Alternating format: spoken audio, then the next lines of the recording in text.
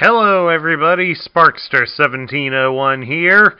It's time for another Kingdom Transformers review, and we're taking a look at one of them that was well anticipated back in the Earthrise era. We have Inferno. Now, of course, Inferno was one that was highly anticipated back during the Earthrise days, due to the fact that in Generation 1, he was basically a retool of Grapple. So when we got Grapple in Earthrise, we all knew it was a matter of time before we would get Inferno. It was likely because of the COVID epidemic that Inferno wound up delayed until Kingdom.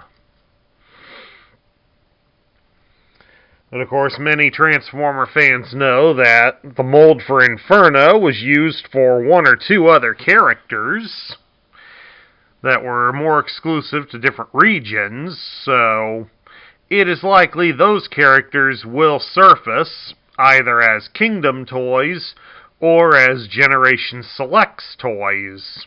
So far, they have not been announced yet, but I'm sure they are coming. And of course, if G1 Inferno will cooperate here and quit shooting his weapons off, we'll give you a chance here to see side by side how he looks with the Generation 1 Inferno. As you can see, this new one is just a slight shade taller, but carries over many of the same design elements, but in a lot fewer of parts, too. As, like, say, these wings here, the little fins by Inferno's head are not a separate piece, like they are on the Generation 1 toy. I knocked the missile out again. He apparently just does not want to hold the missile. Either that or he's trying to shoot it at something. The camera's not on fire. Neither are my pants. There's nothing around here that is burning, so I don't get it, folks, but I guess he just wants to be uncooperative. So we'll get him out of the way, drop the missile again. At any rate, let's take a look at this modern Inferno. It's a nice, steady, and bulky toy. As for articulation, he's got a fair amount going for him. The head can be turned from side to side. Unfortunately, it is not on a ball joint, so it can't look up and down. His arms can be raised up to here when you get the fins out of the way. And with the fin out of the way, the arm does rotate at the shoulder all the way around. You can also bend his arm at the elbow, 90 degrees, just like that. And of course, he does have a swivel here at the bicep. So he has G.I. Joe's battle grip. Always nice to see Hasbro incorporating that in other toys. Inferno can be twisted here at his hips. You can spread his legs apart into a full splits. He can rotate his legs at the thigh. You can raise his leg up at the hip 90 degrees, and if he'll do it for me, there we go, bend his leg at the knee 90 degrees. So Inferno here has quite a range of motion.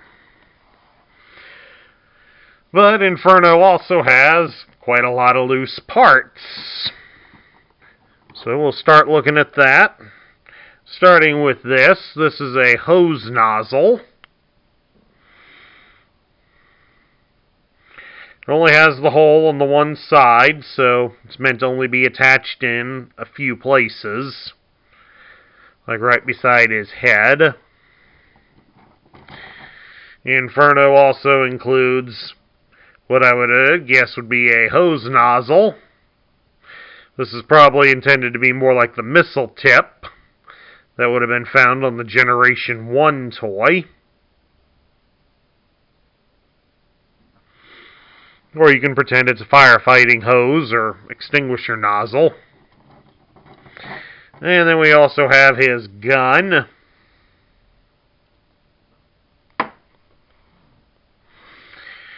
Let's not drop the gun on the floor here. And of course, if any of you are wondering, yes, it is exactly the same gun that is carried by Grapple. And the missile tip is also the same as the one on Grapple. So those two have those parts as interchangeable. Lastly, Inferno has a pair of hoses.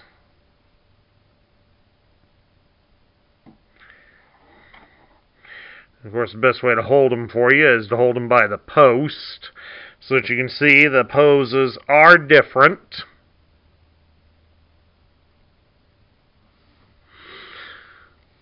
Probably as an homage to the fact that many of us probably thought the hose was detachable on the original toy, and in reality, it was not.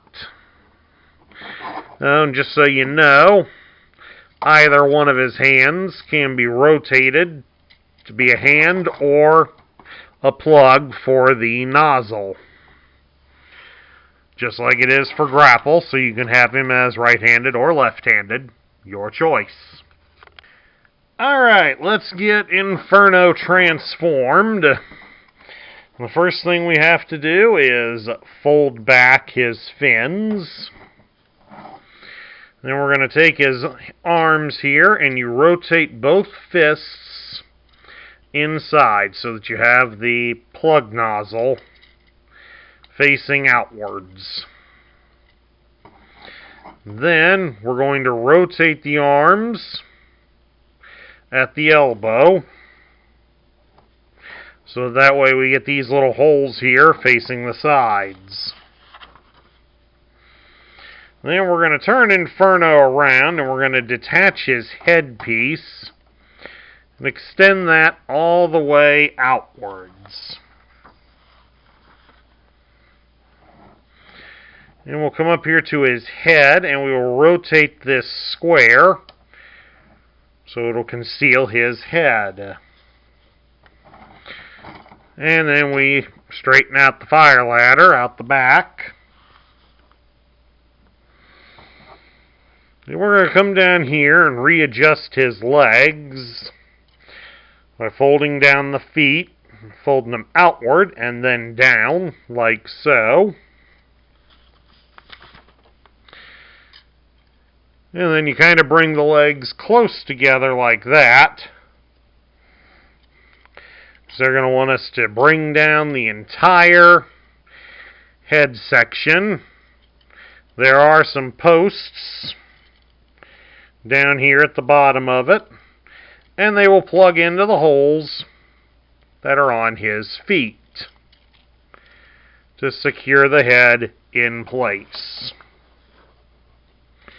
Then we will come around here to the front. You're going to fold the arms so that they're folded straight. Then they will detach at the shoulder a bit. And you just fold them up so that the gray piece goes inside the driver's compartment, and you can connect them together at the wrist. And then you will fold the section down. The arms should rest on the body. And then you just fold the ladder section up like so. Now, of course, you can also extend the ladder like so. Then to finally complete the look, we'll mount the hoses right here on the sides of the truck. The one hose nozzle here, the hole on it will plug in next to the ladder.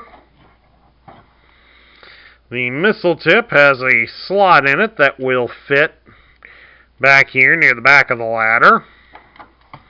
And then, of course, the gun can plug into the holes here at the base of the ladder. We'll just put it on this side. And then there you have it, folks. Inferno becomes, as the name suggests, a fire truck. Which, of course, is an homage to the Generation 1 toy. But, of course, the Generation 1 toy was based on a real fire truck, or at least a fire truck built onto a modified Mitsubishi F-Series Fuso truck. But all in all, Inferno does carry over all of the design elements that are needed from the original. And of course you get the raising ladder, so that's always the dream from if you're going to have a toy fire truck. But there's also the added advantage that the base of it, when fully out correctly, it will rotate.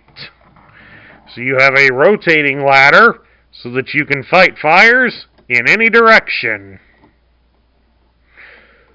Because you may park in any direction.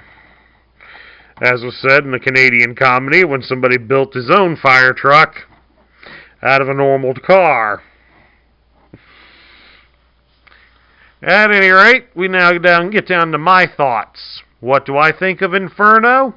This is a great version of Inferno, hands down. I do love all the details about it. It does have some great accessories. I think it's got a little more than it needs, but that's a minor gripe. The robot mode is very good, very reminiscent of its G1 counterpart. The fire engine mode, it's a great looking little truck. It does have the extending ladder like the original toy did, but it goes a step further by actually having you be able to rotate the ladder. So that's also a nice touch. And all in all, even with it being a Voyager class toy, it's also relatively easy to transform. So this one's definitely worth hunting down and getting. So if you don't have this toy in your collection, I'd say go get it, because this one certainly will not disappoint.